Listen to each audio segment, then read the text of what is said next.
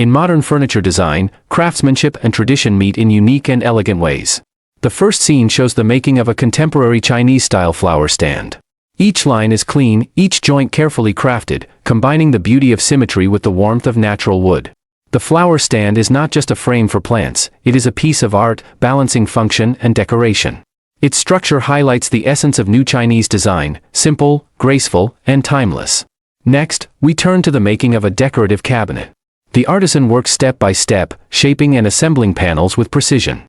Every detail, from the smooth edges to the perfect alignment, reflects patience and skill.